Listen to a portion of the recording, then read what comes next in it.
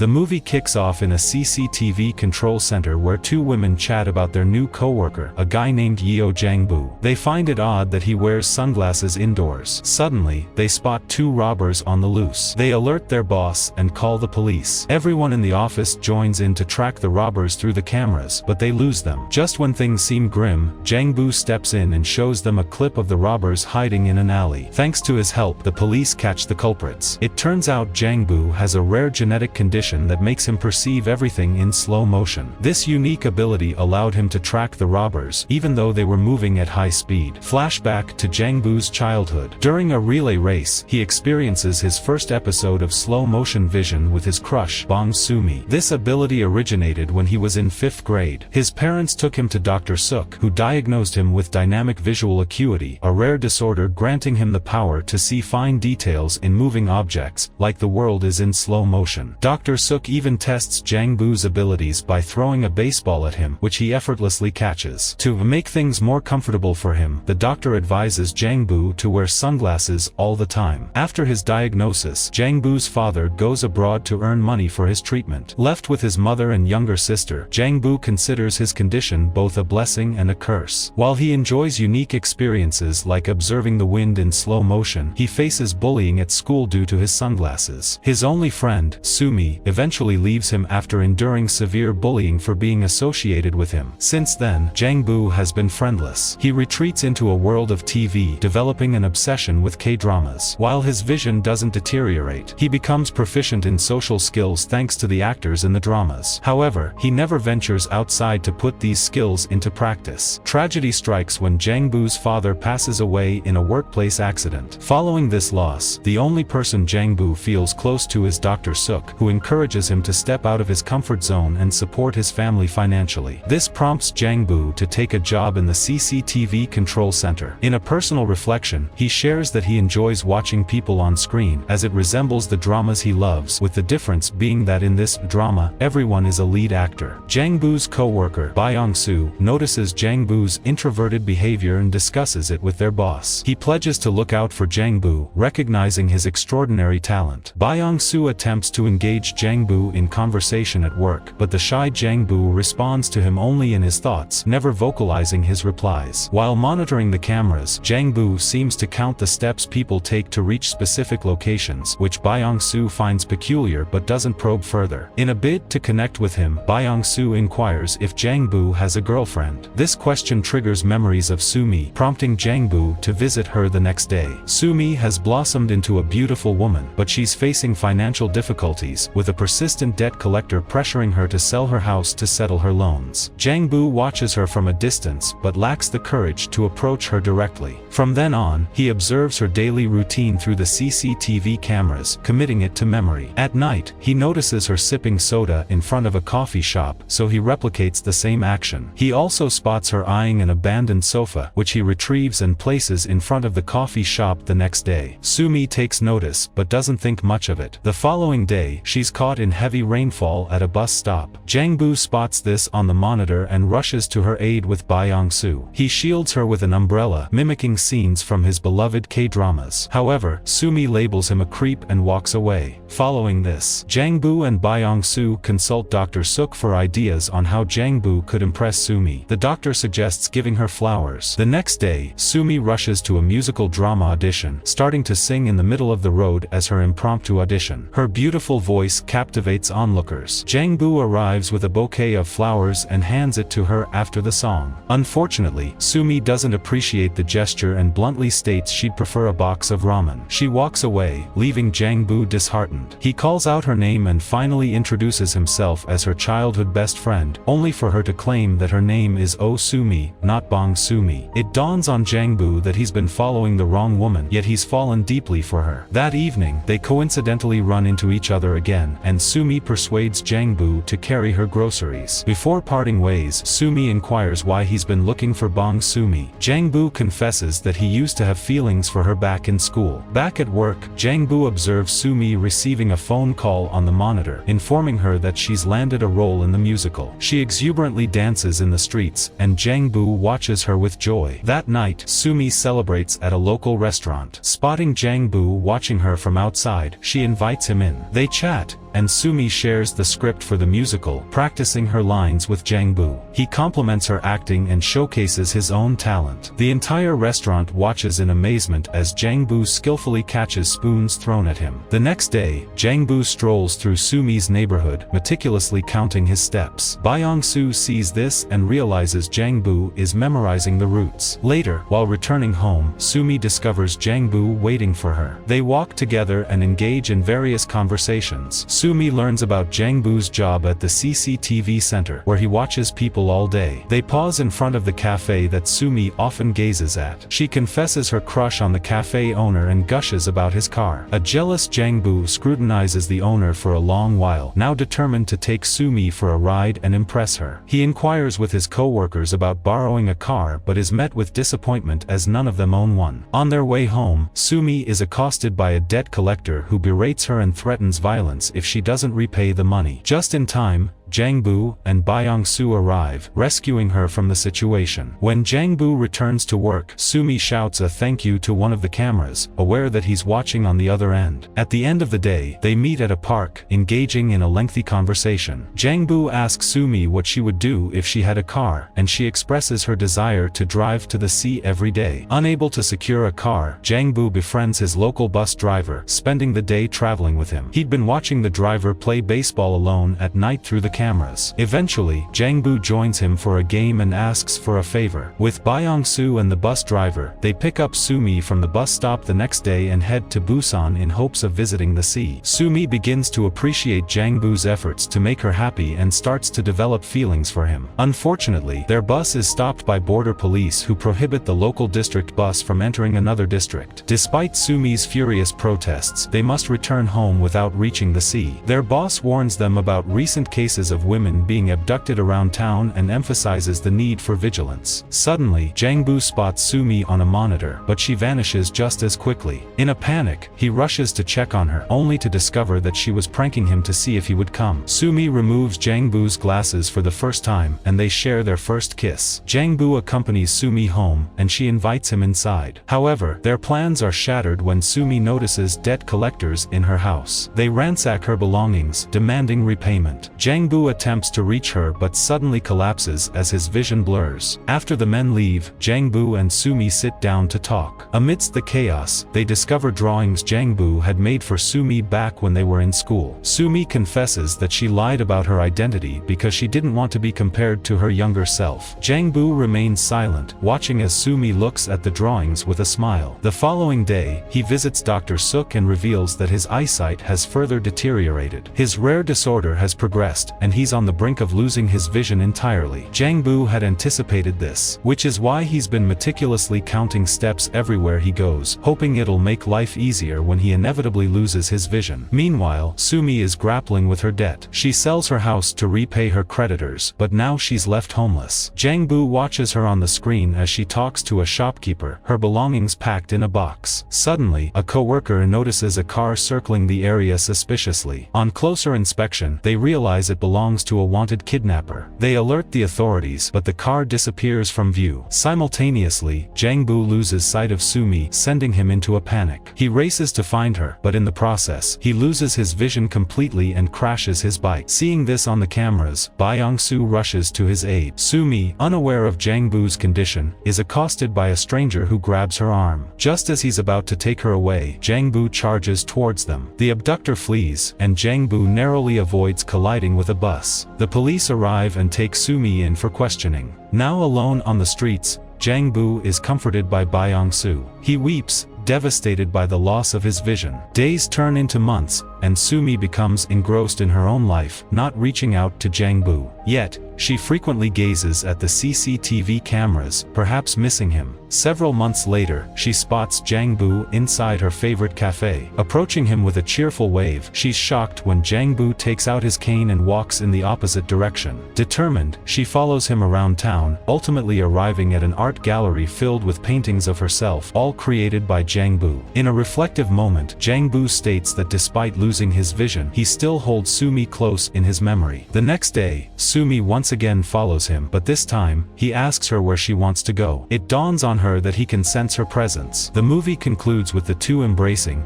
reuniting in their own unique way.